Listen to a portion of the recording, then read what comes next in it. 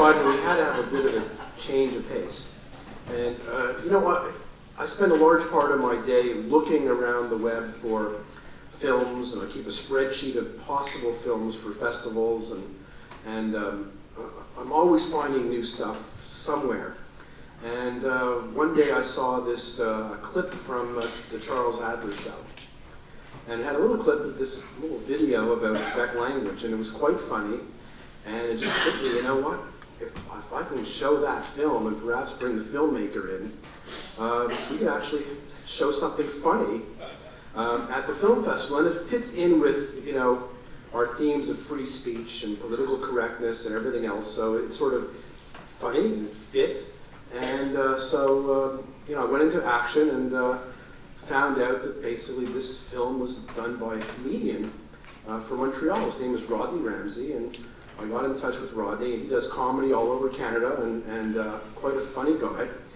And I said, would you like to come to a film festival and make us laugh, show your videos, whatever you got. If you have other videos, we'd love to show them, and he agreed. And so please welcome from Montreal, a very funny man, Mr. Rodney Ramsey.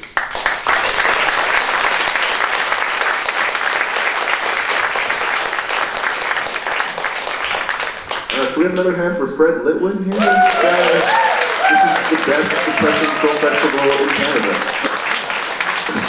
This is excellent. Yes, so my name is Rodney Ramsey. I'm a comedian from Montreal. Is there any other Montrealers or ex-Montrealers in the house? Make some noise. You don't need to raise your hands up. You guys got polite ex-Montrealers. That's what happens when you live in Ottawa. Okay. So is there any also bilingual speaking people here tonight? Yeah? There you go, there you go.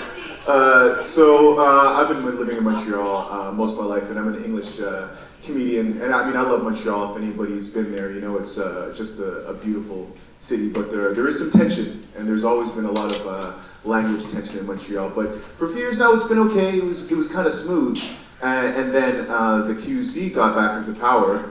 The PQ, excuse me, got back into power, and things started getting kind of strange. Things started happening, you know.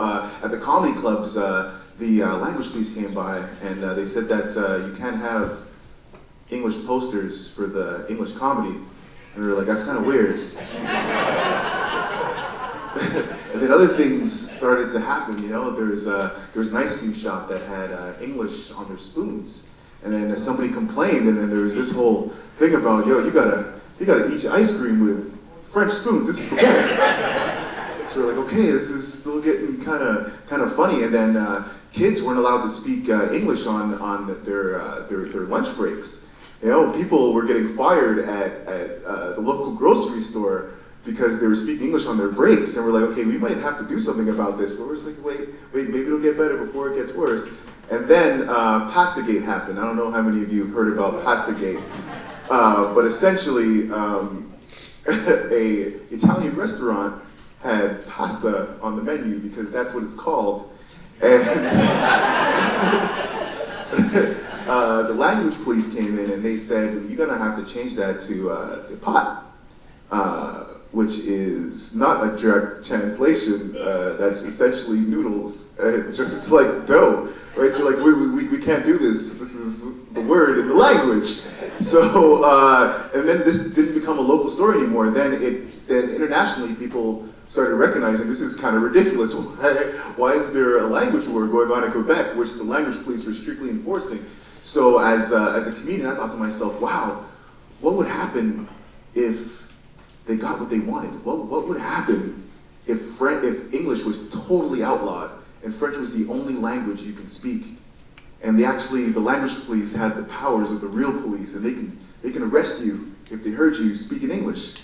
So we decided to film some videos in that world. We're filming it in a future Montreal. It's a dystopia where English is completely outlawed, and the language police have the same powers as the police or the FBI or the CIA.